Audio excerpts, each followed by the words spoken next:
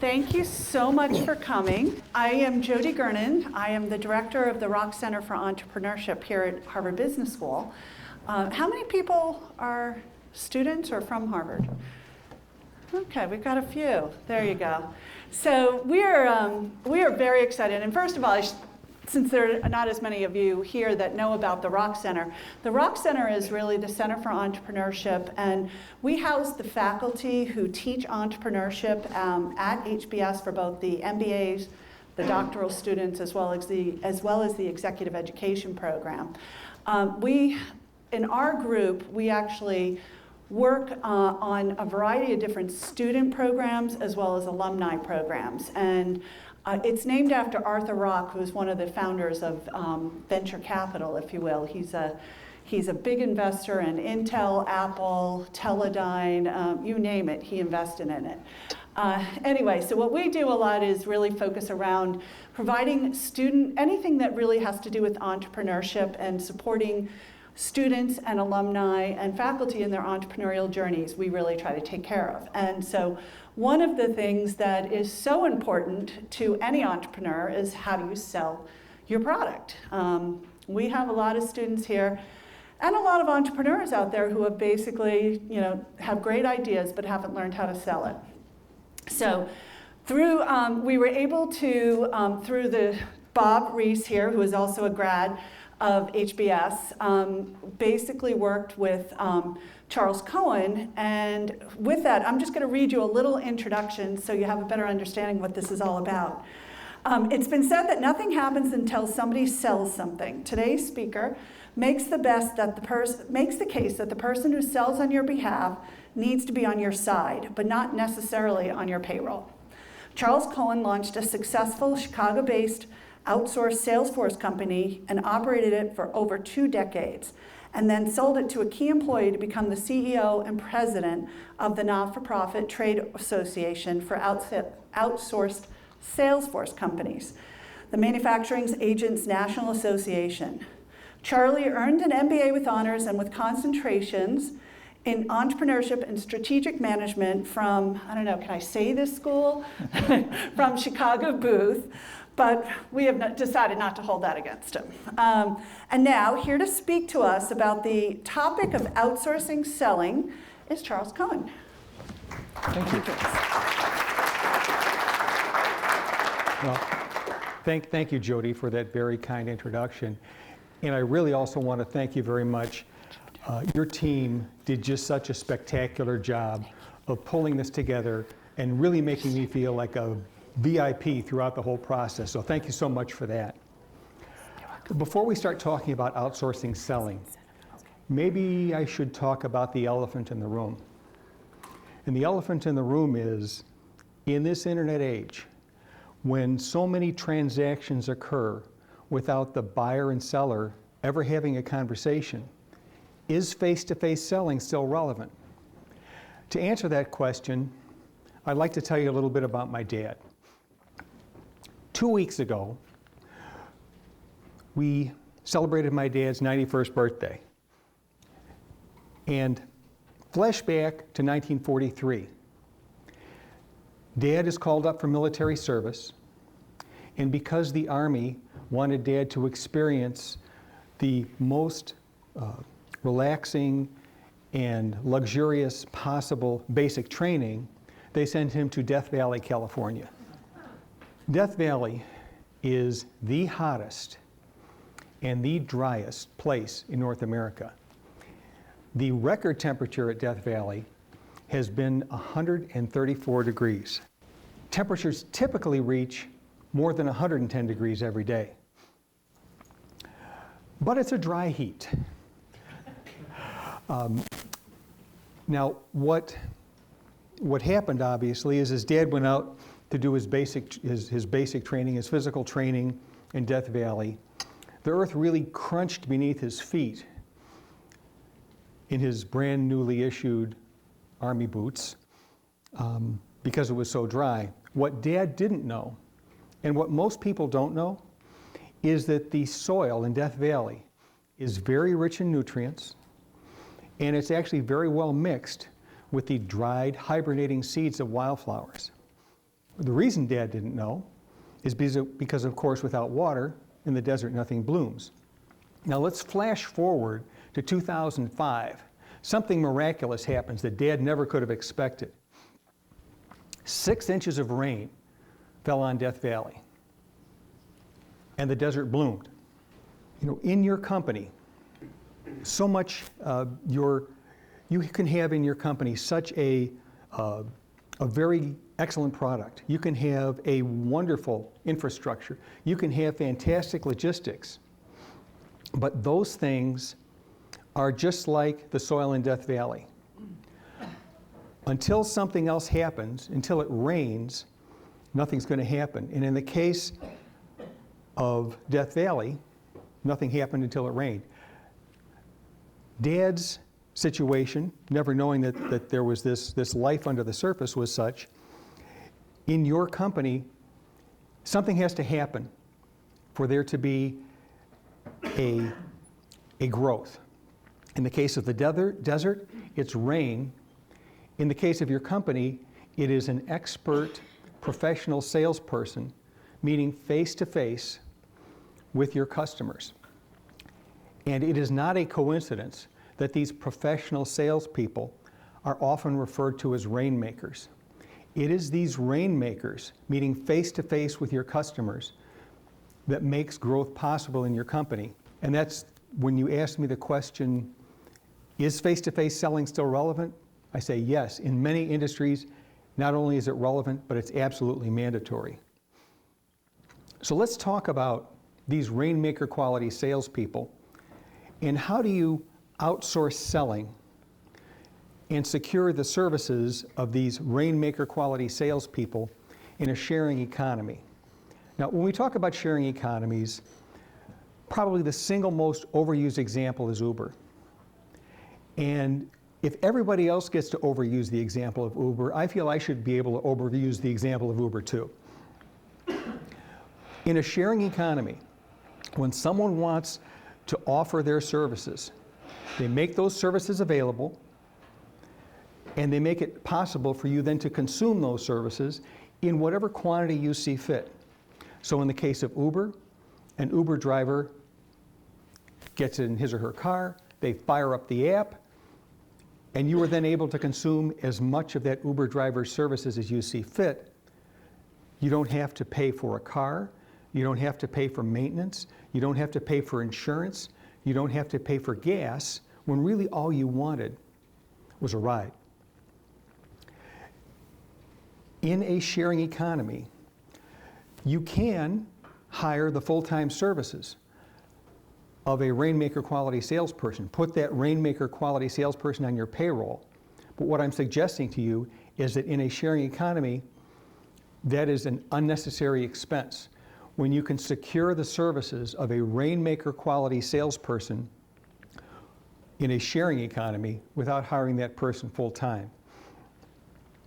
So let's talk a little bit about the topics that we're going to cover in today's discussion. The first thing we're going to talk about is, who are these rainmaker quality salespeople? And we'll look at the personas of some of these people. Once we've discussed who they are, we're going to discuss how do you find them. Once you've found them, we're going to talk about how do you then recruit them to partner with your company. And finally, we'll talk about how you manage that relationship to be very effective in working with those rainmaker sharing economy salespeople. That's the first 60 minutes of the presentation, and then we've reserved the last 30 minutes for Q&A. So let's define our terms a little bit. If I am in the Southwest, I'm holding a can of Sprite in my hands. If I'm in the Southwest, it's a soda. If I am in the North holding a can of Sprite, it's a pop. And if I am in the Southeast, even though I am holding a can of Sprite, somehow it has become a Coke. Sharing economy rainmakers are referred to by a number of different phrases, all of which kind of mean the same thing, but nonetheless, in different companies, you'll hear these different phrases. The most common one is a manufacturer's representative. That sometimes gets truncated down to manufacturer's rep or even just rep. You will also sometimes hear of them being referred to as a manufacturer's agent. In truth, they're not technically an agent in that they don't have the right to accept orders on behalf of the manufacturer, and they really can't bind the manufacturer to a contract, but they're called a manufacturer's agent nonetheless. Some people just call them a sales rep. And if you happen to be in the grocery industry, this same person who's referred to as all these other names in other industries somehow becomes a food broker. And when you go to secure the services of a similar company in Europe, they translate to commercial agents. All of these words used interchangeably describing the same function. So who are these sharing economy rainmakers? Probably the best way to explain who they are is to look at the personas of some of the people who perform this function. Probably the single most common manufacturer's rep started off as a regional sales manager working for a manufacturer. And when this regional sales manager was young and single, all that travel seemed pretty glamorous. When the regional manager gets married, it seems a little less glamorous. And when there is a young family starting, leaving the house first thing Monday morning and not returning until Friday evening is not glamorous at all. Now, the regional manager knows that he or she has a tremendous amount of technical knowledge about the specific products that are being sold, and they have some wonderful contacts in their home territory. And they decide to monetize that knowledge. So they will start a manufacturer's rep or manufacturer's agent company to sell their ability to sell to manufacturers, their ability to sell to customers in a particular geography and market.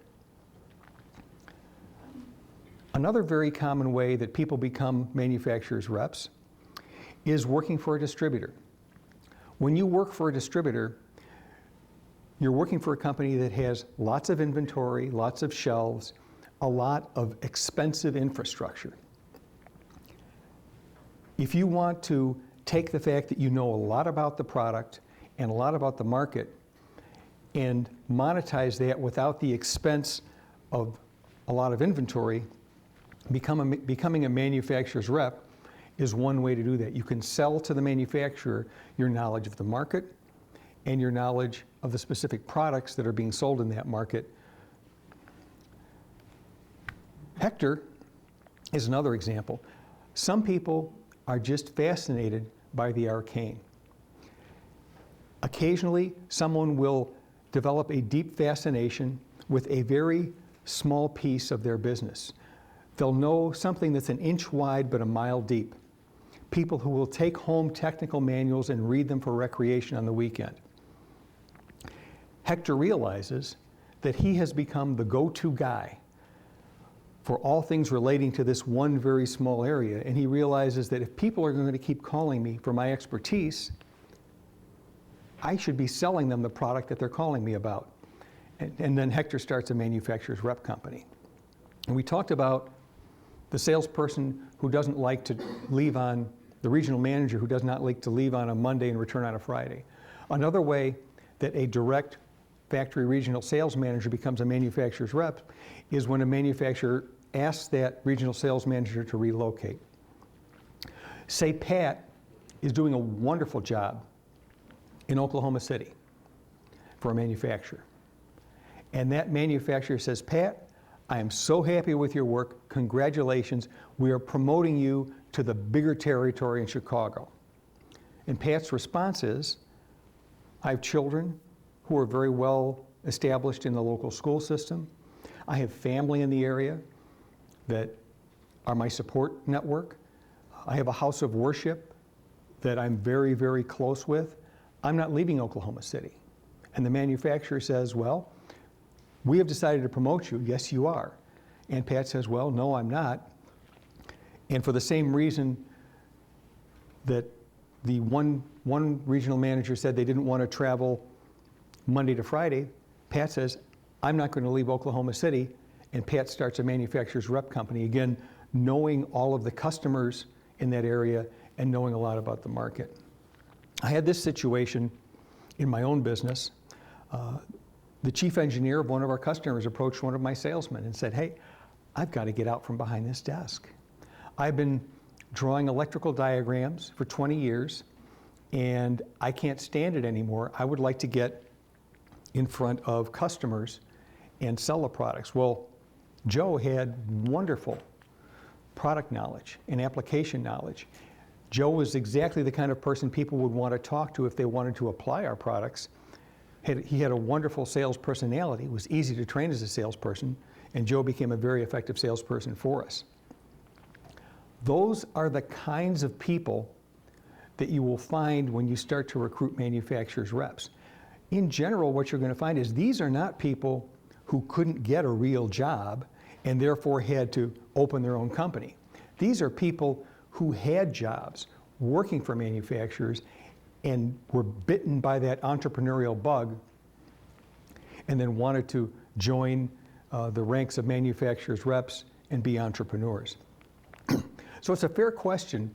If you are going to outsource the sales for your company to a manufacturer's rep, we're talking about a sharing economy, and you're going to be sharing this rep with other manufacturers, and it might be fair for you to say, you know, I need to be sure that I'm comfortable with the other kinds of companies that I'm sharing these reps with. And that's a fair question, and I want to give you a sense of why the sharing is such a valuable thing. I've got an example here from a rep company called Dynamic Bulk Systems. Dynamic Bulk Systems specializes in moving product, anything that takes the product from the rail car, say a rail car full of oats, all the way to the point where it ends up in a box of cereal. They have all the different pieces and parts that requires that. They've got silos and vessels and unloaders and vacuum systems, all from different manufacturers. The benefit to each manufacturer of having this synergistic line card is that the company that needs to move product from the rail car to the cereal box is not going to want to be in a situation where they have to figure out all the different pieces and parts they need from all the different manufacturers, what works with what doesn't work with what. Dynamic Bulk Systems will take all the different pieces and parts that are needed and come up with a recommendation of all the necessary pieces and take some responsibility for the fact that these will fit together. So that's one benefit that you get from sharing your reps with other manufacturers. And the other is when Dynamic Bulk Systems gets a sales lead, someone's looking for a storage silo, they'll go and call on that customer. But they'll also say, by the way, if you need a storage silo, there's a very good chance you're going to need a positive displacement blower. They sell the other items on the line card as well. If a sales lead comes in for the positive displacement blower, they go and make that sales call, but they also ask about the storage silo. So the manufacturer's rep serves as sort of an informal way that unrelated manufacturers can share sales leads with non-competitive complementary products. Now, one of my favorite examples of how a manufacturer's rep line card works synergistically comes from a company called Yorston & Associates. Yorston & Associates sold the lamps that went into the new sign on the New York Marriott marquee on Times Square. This is a big deal order. And it's not just a big deal order because there were a lot of lamps. Times Square is the most visited place globally. 131 million pedestrian visits per year. So in addition to getting a really big order, what Yorston & Associates got for their manufacturer is bragging rights. When Yorston & Associates goes to sell products, these lamps, to another manufacturer, or when this manufacturer goes to sell these lamps anywhere, they can say, by the way, our lamps are in the new sign on Times Square, New York Marriott marquee. gives them some credibility. The way that you get line card synergy is Yorston Associates and Associates sold Voltark brand fluorescent lamps for this project. Whenever you have fluorescent lamps, there is a product called a ballast that is needed that provides electrical current to the fluorescent lamp in a particular way that's needed. Naturally, if Yorston and Associates is selling the lamps, they're going to have a line of ballasts as well. So Yorston got the order also, in addition to the lamps, for their line of ballasts, because they can talk to the sign manufacturer and say, these lamps and these ballasts work well together. And then you need a way to interconnect these products. So you need what's called a ballot and socket raceway. So every time a manufacturer of signs needs ballast and socket raceway, Yorston will also ask them, by the way, can we sell you the ballasts? Can we sell you the lamps? If a manufacturer of signs asks for ballasts, they will ask, well, can we sell you the lamps and can we sell you the raceway? These synergistic products work together on the rep's line card to create a benefit that would not exist otherwise. So let's talk about what are these rainmakers, what do these manufacturers reps bring to the table? You know, I would use the same example of Yorston Associates. There is an HR issue that is avoided when you hire manufacturers reps. Manufacturers reps have existing staff available and ready for you to use that allows you not to be in a situation where you have to go out and look for staff. The other thing that they do is they tend to hold on to their staff a lot longer than direct salespeople. We talked about the example of Pat. Pat did a great job in Oklahoma City for 3 years. Pat was going to be promoted. Direct factory salespeople tend to either move up or move out. A person who is a manufacturer's rep, they put down roots in their territory and they tend to stay in that territory for decades. So what Walsh pointed out was that working with manufacturers reps, you get people who have good history and deeper connections in the territory because they have deeper roots. Another benefit of manufacturers reps, and I'm going to oversimplify here, is think about what you would find most efficient. Would it be efficient to have a single salesperson handling the entire United States, jumping on a plane in Pittsburgh to go make a call in Los Angeles, and then jumping on a plane in Los Angeles to go make a call in Dallas?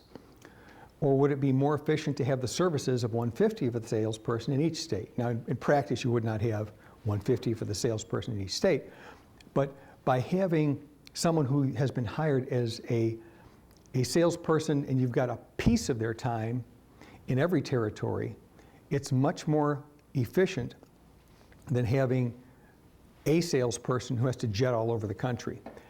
Now, this is important not just for logistics, but it's also important for diversity. If you have one salesperson or a small number of salespeople, you don't get a lot of perspectives. But when you have a manufacturer's rep in a variety of different territories, each of a variety of different territories, and then those manufacturers reps each have experience with other complementary products, you're getting a lot of opinions back and a lot of diverse opinions that you wouldn't have any other way. Why do these manufacturers rep often earn more trust from customers than a direct factory salesperson would? Well, part of it is the fact that they're in the territory for a very long time, but the other part that customers recognize is manufacturers reps really have a divided loyalty. If you work for a manufacturer, that manufacturer is sending you a paycheck every week or every other week, your loyalty is 100% to the manufacturer who's giving you that paycheck. A manufacturer's rep who will be in a particular territory for decades recognizes that they need to be loyal to more than just the manufacturer they're selling for. They also have to be loyal to their customers, because ultimately, the customers in their geographic area are customers they are going to be dealing with for decades. So a manufacturer's rep typically will not put up with customer unfriendly practices that someone who's directly on the payroll might go ahead and force, because that's what their employer tells them to do. You know, again, in the Yorston example, Patrick Dooley trusted Yorston to help him pick these parts out because they had more than a decade of history together. So let's say that we have identified who reps are, and we have identified that reps sound like a pretty good idea. Well, if we know what they are and they sound like a pretty good idea, the question then comes, where do I find them? Well, there are a number of places you can ask to find manufacturers' reps. Probably the single most common way to find manufacturers' reps is to just ask your current customers. Talk to the people you're currently selling to and say, hey, I'm thinking about putting a manufacturer's rep in your territory. Please tell me, who are the best reps who call on you? Those customers will be very happy to share that information. Another place to ask, and that may be even more powerful, is instead of asking your customers, ask your target customers. If you talk to someone you're not currently selling to, and you ask that prospective customer, please, could you tell me who are some of the good reps in your area? And that prospective customer recommends Susie. Well, after you've hired Susie, the target customer who has recommended Susie is faced with sort of an interesting ethical dilemma. I recommended Susie for this position, but I've never actually bought anything from this company. If I'm going to recommend Susie for this position and Susie got this position, maybe I should buy some stuff from Susie in that I did recommend her. You can go to trade associations. There are trade associations of manufacturers' reps, and there are trade associations of industries. So for example, in the case of trade association for manufacturers' reps, there are general trade association for manufacturers' reps like MANA. We span sort of all industries. We have with us the CEOs of the Electrical Manufacturers Rep Association, NEMRA, the Electronic Reps Association, ERA. Those are industry-specific rep associations, but also if you were looking for someone to sell in the automotive aftermarket, there is an association for the automotive aftermarket called SEMA, the Special Equipment Manufacturers Association. That association can help you find reps who are specific to the automotive aftermarket. Once you have even one rep, you now have one of the best resources to find more reps, which is ask the rep you have now. If you have a rep in Illinois and you'd like to expand and have a rep in Indiana or Wisconsin, the rep in Illinois will be able to give you those recommendations and help you find the rep in adjacent territories. And it's not unfair to call a manufacturer of complementary, non-competing products and ask that manufacturer about reps. So for example, if you are a manufacturer of paintbrushes, to oversimplify, it would not be unreasonable to call manufacturers of paint and say, I need to put some reps into the Midwest. I make paintbrushes. I don't compete with your paint at all, but I would really appreciate it if you would tell me who your reps are in the Midwest, and are there any of them who are really, really good, and are there any of them that maybe I shouldn't be talking to? Another way to find reps is, of course, you can advertise. There are online and print ads available from a variety of sources. And a really neat way to get manufacturers' reps is anytime that you attend a trade show as an exhibitor. If you simply put a small sign in your booth, reps wanted, selected territories, that will get you a lot of attention, because reps who are involved in your industry will be attending that trade show and they'll be looking for those signs. What should I expect in terms of expertise in my market segment and in knowledge of local customer practices from manufacturers reps. Well, I would draw up this matrix. And if we look at the lower left-hand corner, what you're going to see is the situation where you need to hire someone, for example, to fill a St. Louis territory. And you hire somebody from Pittsburgh, and that person knows nothing about your industry, and then you move them to St. Louis. This is someone in the lower left-hand quadrant, someone who doesn't know anything about your industry and doesn't know anything about the territory and is going to have a tremendously long learning curve. This is not a manufacturer's rep. In the lower right-hand quadrant, this would be a situation where you need a salesperson in St. Louis, and you find someone in St. Louis, but they know nothing at all about your industry. Again, this is not where you'll find manufacturer's reps. In the upper left-hand corner, you'll find someone who really understands your industry very well. So perhaps you found someone in Pittsburgh who knows your industry very well, but you then have to relocate them to St. Louis, where they know nothing about the local market. The sweet spot, and where you will find manufacturers' reps consistently, are in the upper right-hand corner. These are people who have worked in their local market for a very long time. They understand the local market. They know who the players are. They know, as it were, where the bones are buried. And manufacturers' reps are very picky about who goes on their line card. They will not add a line to a line card if it's a product that they don't feel is complementary to the other things they sell, because they can't afford to divert their time and attention from the thing they're really good at to sell something else. So for example, Bill Yorston is selling lamps and ballasts and socket raceway. If you came to him with a line of children's toys, he would thank you very much for your interest, but you wouldn't be getting any attention from him. We talk about manufacturers' reps, and some of you will either are or will be working for Fortune 500 companies. And it might occur to you to think, well, I am working for a Fortune 500 company. We have a massive sales force already. Why would I have any interest in manufacturers' reps? Many Fortune 500 companies will use manufacturers' reps to fill a particular niche that is not practical to fill with a direct factory sales force. For example, 3M has a line of electrical fastener products.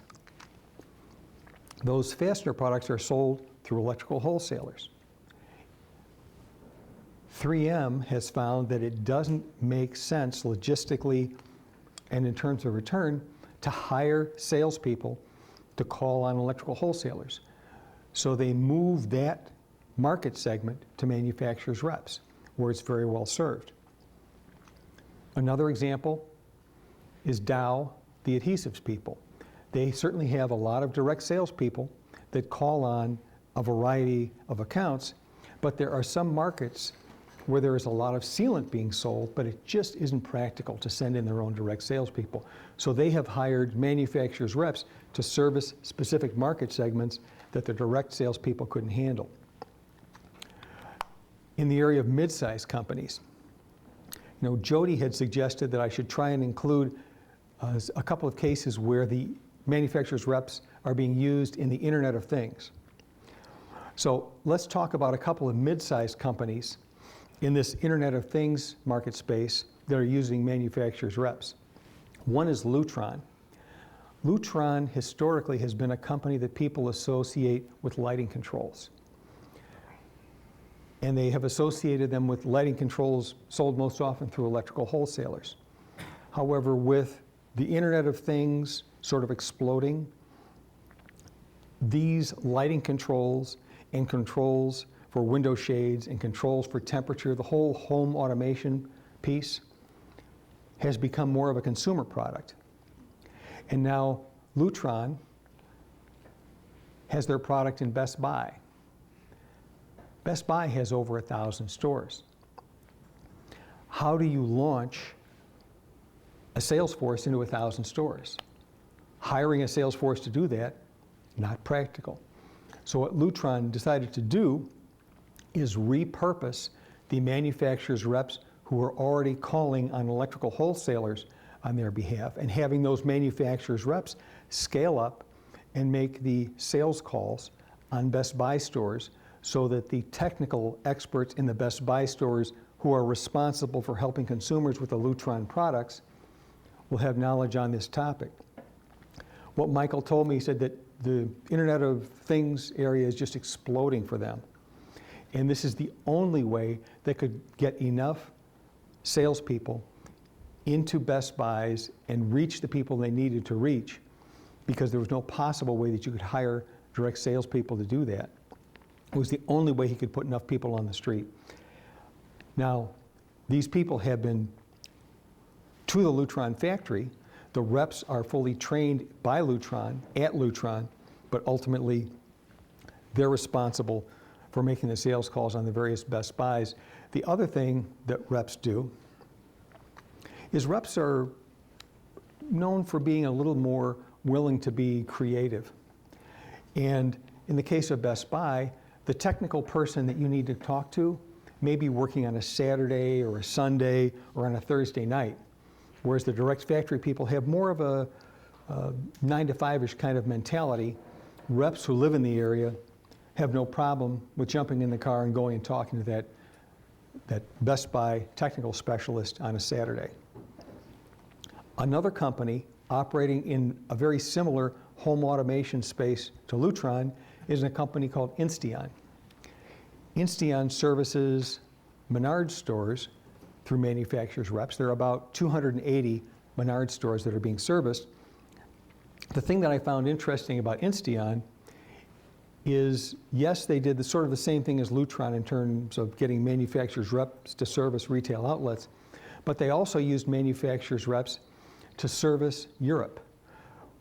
At the Consumer Electronics Show, a manufacturer's rep company from Europe approached Richard Peterson and said, you have a very interesting product, but it's not being supported in Europe, and we can do that for you. So he struck a bargain with a manufacturer's rep company called Partners in Europe. And what the people from Partners in Europe do, and I spoke to Dan O'Mahony, their general manager, on that topic, is they will present themselves in Europe as though they were your direct salesperson. Each of their salespeople carries 5 different business cards, so when they're making calls on behalf of Insteon, they are the Insteon salesperson. And they will deal with the sort of unique problems you have in conducting commerce across an ocean that a local U.S. domestic rep might not have to deal with. As you can imagine, there's a lot of technical support associated with these Internet of Things products. Partners in Europe provides technical support in all the major European languages and also helps Insteon sort out the various value-added taxes and customs situations that they have to deal with. The other thing, for a small to mid-sized company, it's very expensive to ship small quantities from the US to Europe. So Partners in Europe allows Insteon to aggregate all their shipments into one large shipment. They go over to Partners in Europe, where they handle all the logistics and warehousing. Another mid-sized company that solved a very thorny problem is a company called Phoenix Products Company in Milwaukee. Their problem is they sell a very specific lighting product. It is the lighting illumination for cranes used for containerized freight terminals. It's a very, very niche-y kind of a product. And what they discovered is they're sending salespeople all over the globe. This is one of their installations at the Rotterdam World Gateway. And really the only limitation to where their customers are is they need to be somewhere where the ocean meets the land. That's a lot of places to go. And it's a lot of places to go when the only product you have to sell is products to illuminate the cranes that lift containerized freight. So what Phoenix Products did, and they've got installations here, one in Georgia, one in Long Beach, is they established a separate rep company that would represent their illumination products, but also when salespeople from this separate rep company were out to talk to the managers at containerized freight terminals, they would also be in a position to sell additional products and spread the cost of that sales call over a variety of manufacturers instead of just one. So we talked a little bit about where reps are used with Fortune 500 companies and where they're used with mid-sized companies. What about those entrepreneurs out in the audience who may be using reps for their startup? When you hire a rep for your startup, you're in a little bit of a different situation in that you are not so much hiring someone to provide services to you as you're really engaging the services of a peer. Your company and their company may be pretty close to the same size, and you may find that the rep is actually a little bit more profitable than you are. So you're dealing with someone who you are partnering with even more than you are hiring. And I've got an example that I wanted to share. One of the most popular cases in the Harvard Business School is 386-019, which is a case called R&R. In 1983, the Trivial Pursuit craze exploded. Unfortunately for Trivial Pursuit, in the 1983 Christmas season, they weren't able to ship product. So the shelves were bare. However, Bob Reiss had created a TV guide game, a trivia game, that very effectively replaced that Trivial Pursuit product on store shelves. So the Christmas trees were not bare that Christmas. Bob, the thing that made this a Harvard Business School case, Bob turned a $3 million profit in 8 months, and Bob's total headcount of his company consisted of Bob and Bob's secretary. So this case is used in more than 100 business schools, 40% of which are international, one of the most popular cases that Harvard sells. And Bob actually will be joining me for the Q&A piece very shortly. The thing I want to do at this point is I want to break 2 of the rules that they teach you when you take a public speaking class. The first rule that I'm breaking is never talk about the fact that you took a public speaking class. The second rule is never read the slides to the audience. But I'm going to break that second rule because this is such an important piece in explaining to you how a rep can be so crucial to you in your startup. From the case, Reiss's first task was to find an interesting theme. Reiss discussed these ideas with some of his closest friends in the manufacturer's representative business. Over the years, he had found them a source of good ideas. One of the reps suggested television as a topic. The topic of television came to Bob because Bob had close relationships with manufacturers' reps. Bob might have come up with a different idea. Bob might have come up with the same idea eventually. But because Bob was engaging with manufacturers' representatives, his peers, this idea at least bubbled up faster than it might have otherwise. So we've talked about who they are, and we've talked about what they are, and how efficient they can be, and we've talked about how you can find them. Well, finding them is only half the process. The other half of the process is you've got to really recruit them. I mean, these are people who are have very successful businesses, and you actually have to romance them a little bit to get them to come in and work with you as partners.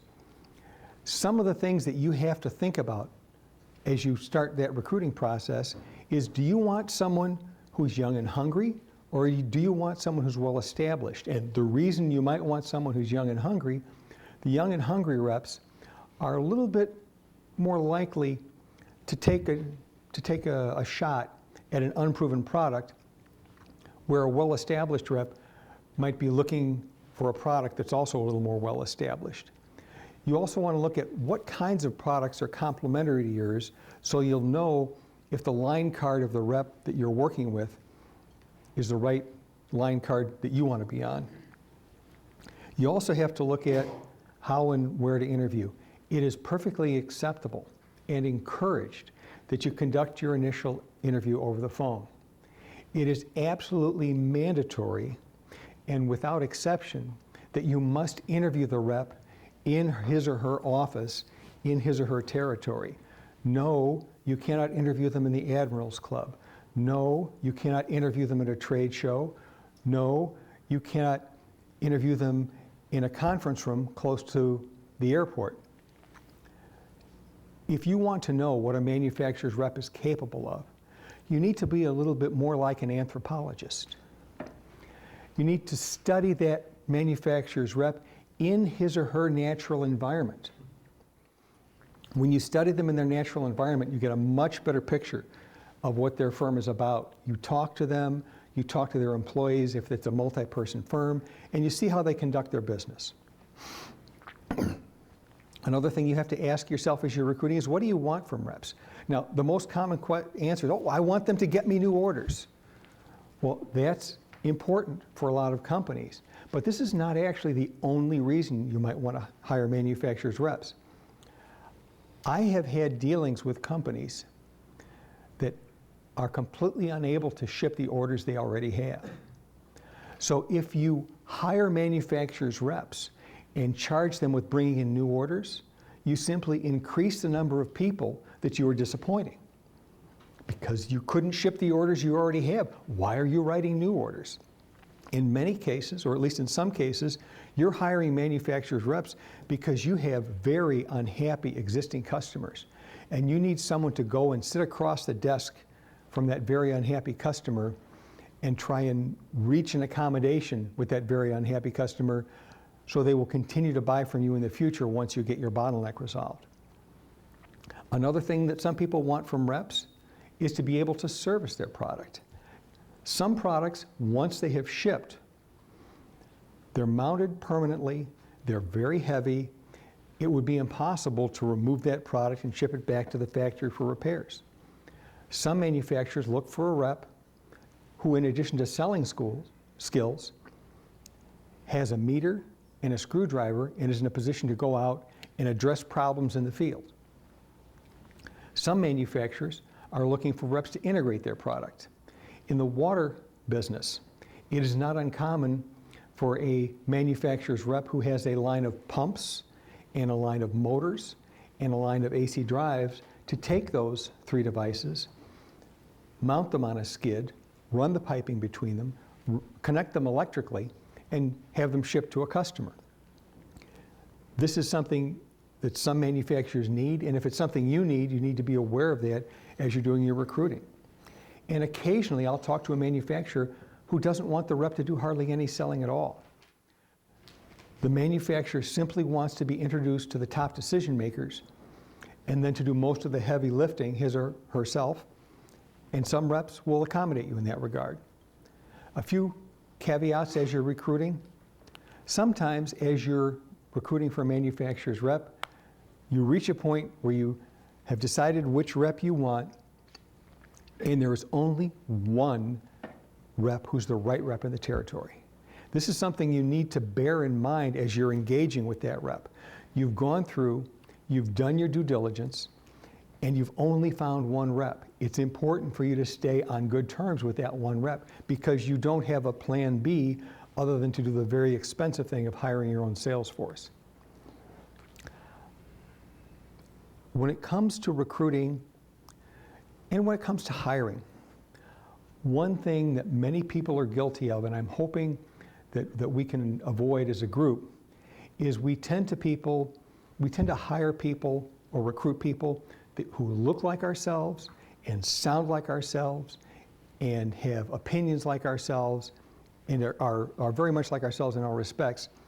If you do that, you are doing a disservice to your company. As you hire manufacturers' reps in a variety of territories, if you have the opportunity to hire someone who is smarter than you are, you should hire that person. If you have the opportunity to hire someone who is not the same gender as all your other reps, you should hire that person. If you have the opportunity to hire a rep who is of a different race or speaks a different language or has some other thing that is unique about that person, you want to get all the perspectives you can. And if you don't take advantage of the fact that you're going to have reps dispersed across the whole country, you're doing your company and yourself a disservice. The other thing you do when you interview is I call it trust but verify. A caveat about interviewing, you're interviewing salespeople. Salespeople are really, really good at selling. They sell their products and they sell themselves. And almost all of them can give a really good 1-hour interview.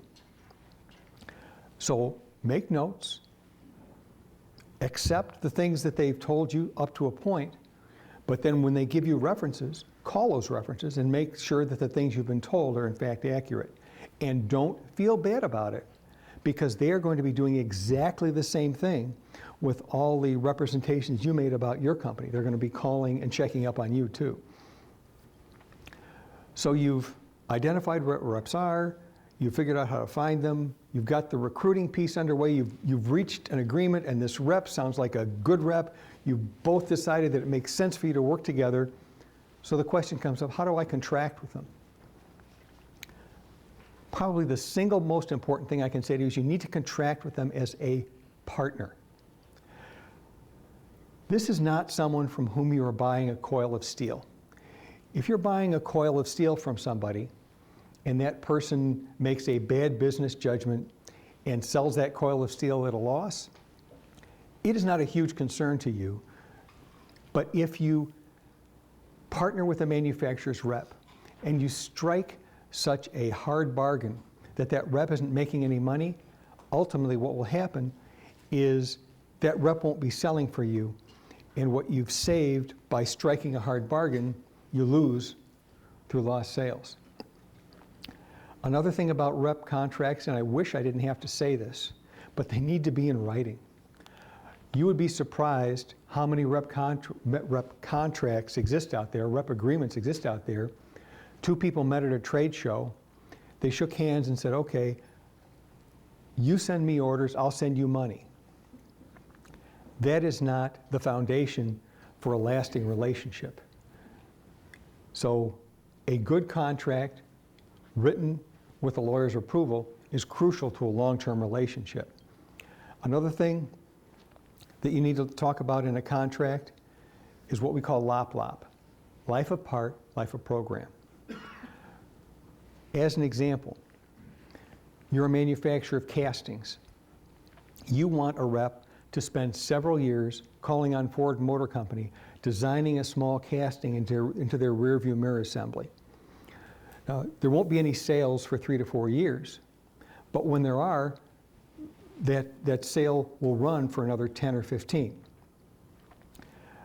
Every rep I know has a story about a manufacturer who invited them to go make sales calls on a customer for 3 years, and then as soon as the first order came in, the contract was terminated.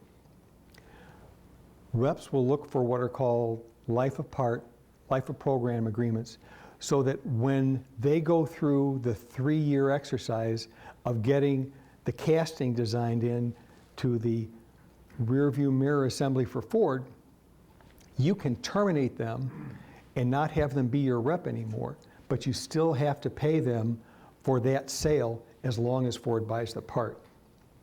The other thing that you'll find is that if you as a manufacturer have no existing sales in the territory, the more established reps will not want to work for a year for free without having any return before the orders start. Many reps will ask to sit down with you and work out a mutual budget so that you and the manufacturer can figure out what it's going to cost the rep to promote your product for the first year before the sales start, and then the rep will ask you to probably split that in half more or less, so that each of you bears some of the cost of launching the product. Getting close to the end, as we talked about managing the relationships with reps for maximum productivity, so much of it as a manufacturer is just blocking and tackling. Just the very simple, basic, fundamental stuff.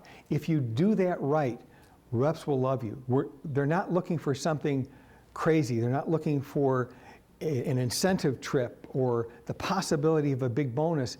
If you just accept orders and manufacture the part promptly, ship it on time, pay the commission. Reps will love you for that. We did a survey, and we asked manufacturers' reps, sometimes you will spend 20% of your time on a line that represents only 10% of your income. Why is that? And we got answers back in 19 categories, but the top 5 categories represented more than half the answers. And what we found is that if you can do these 5 things correctly, you will far exceed any other line on that manufacturer's rep's line card, and you will absolutely get amazing attention from that manufacturer's rep. They will spend a lot of time on your line. And the largest category, the single most important thing you can do for a manufacturer's rep, according to what the reps say, is appreciate the rep, be rep friendly, treat the rep as if they were part of your family. The second thing that reps ask for is things that make them look good with their customer. Communicate quickly and accurately, give them quotes quickly, get them samples quickly. They're asking for things to give to their customers, make them look good with their customers. The third thing is to have a collaborative style. Rather than just launch a new product or launch a new policy, consult with some of your manufacturer's reps. They understand your business, and they may be able to give you some guidance that will help you do a better job with your new product or your new policy. And the fourth thing is they didn't ask for you to make them rich. All they asked for is to be paid on time. So many times, someone at a manufacturer's facility, controller, treasurer, will say, we're running a little short of cash this month, so I will withhold the checks from some of our vendors, and some of those people that the controller or treasurer thinks are vendors are the manufacturer's reps. The reps will say, look, Mr. Sales Manager, you get a check every week or every 2 weeks. It's always on time, right? I need to be paid on time too. It's not just a cash flow thing. It's a sign of respect. If you value that manufacturer's rep and the service that manufacturer's rep provides, paying them on time is a way to show that. And the fifth thing is just allow them to be profitable. They're not looking to get rich. They just want a fair return on their time. You don't need to scribble notes. Everyone who registered will get this slide.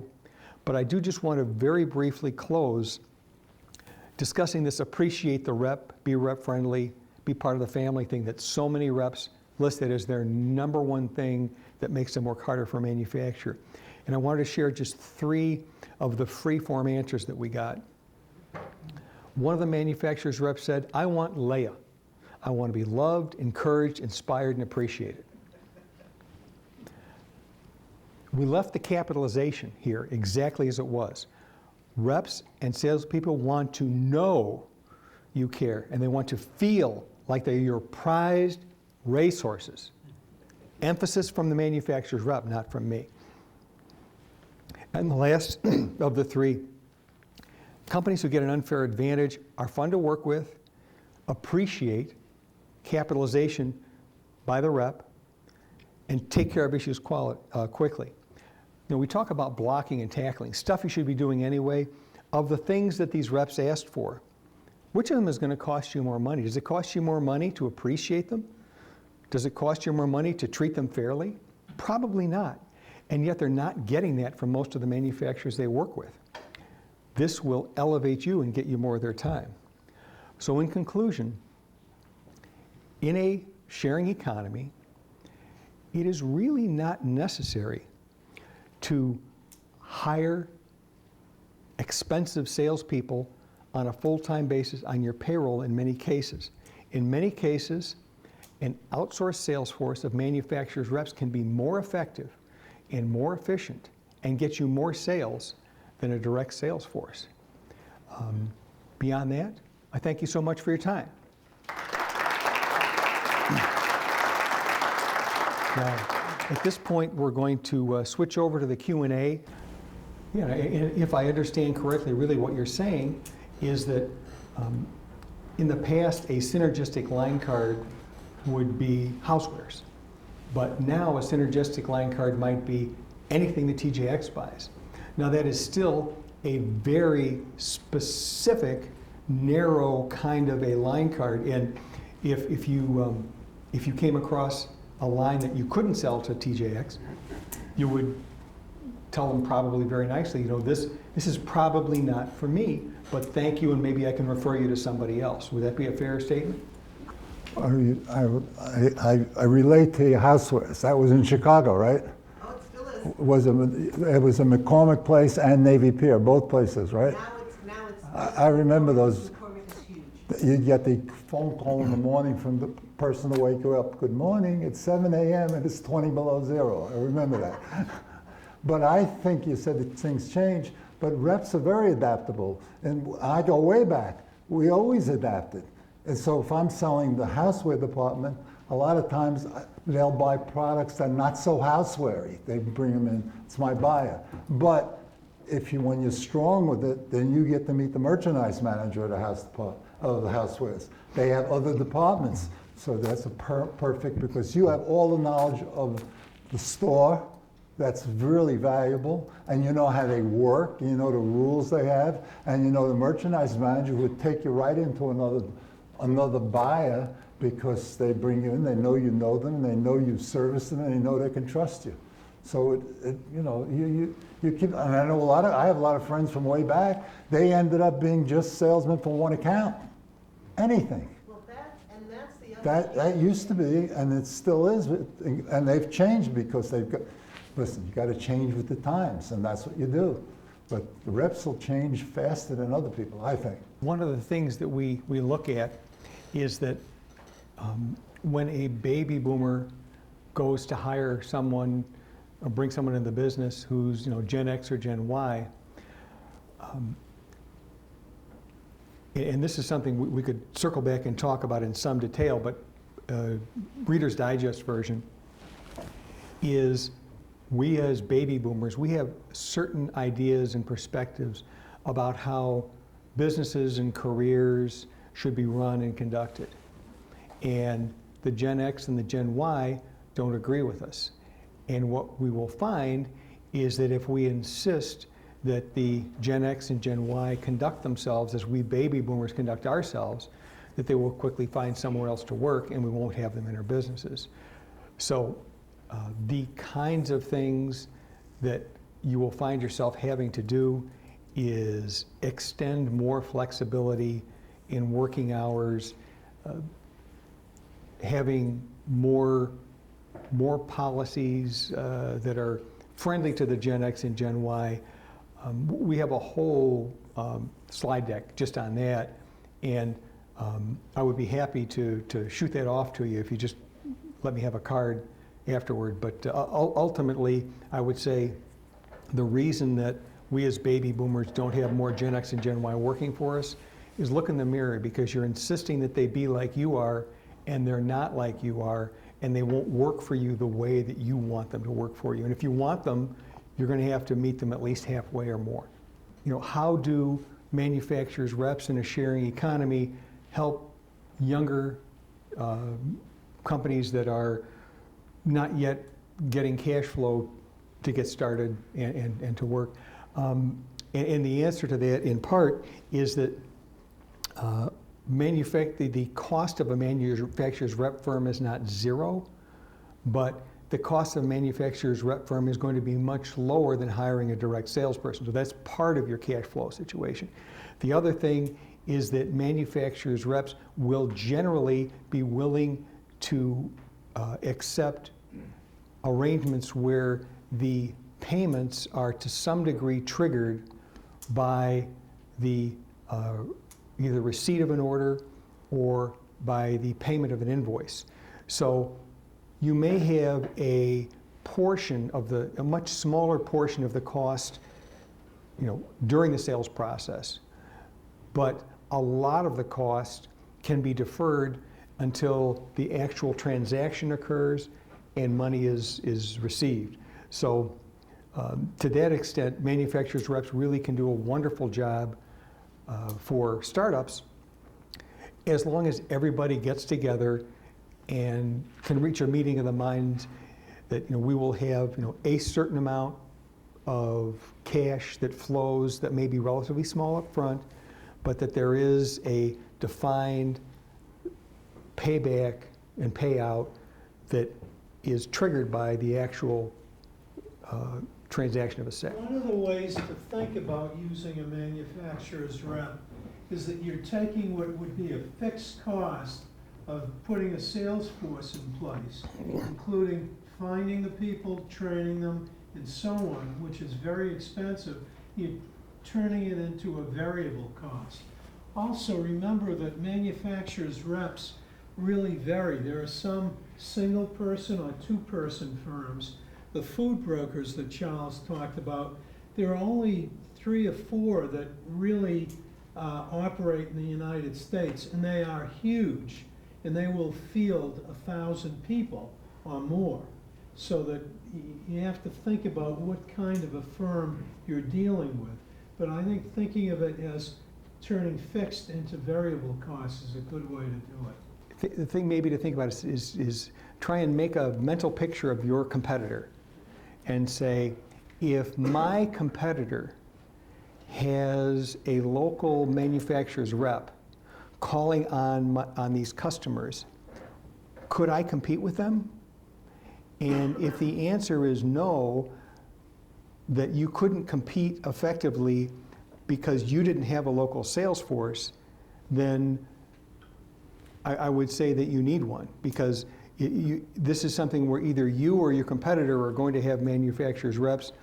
Do you want to be the one with them or without them? So I would say generally manufacturers' reps in many cases give local customers the comfort that they can give an order to you that they might not give to you if you're a stranger. So this is maybe the difference between buying from someone you know and trust and buying from a stranger. And maybe you're more willing to buy from someone you know and trust. And if that doesn't answer it, I'll be happy to take emails and try and give more detail. Thank you. Just as a great many manufacturers have consolidated, there's been some consolidation in the manufacturer's rep industry, absolutely. So there are probably fewer reps now than there were in the past. And we strongly encourage manufacturers' reps to build a succession plan. We do sessions for manufacturers' reps on building succession plans. And we have also said to manufacturers' reps that your manufacturers are entitled to know that you have a succession plan and have at least the broad strokes available. As a manufacturer, you need to know that when the rep that you're used to dealing with retires, that you won't simply be left out in the lurch. So yes, there are fewer, and yes, some of them fail to make succession plans.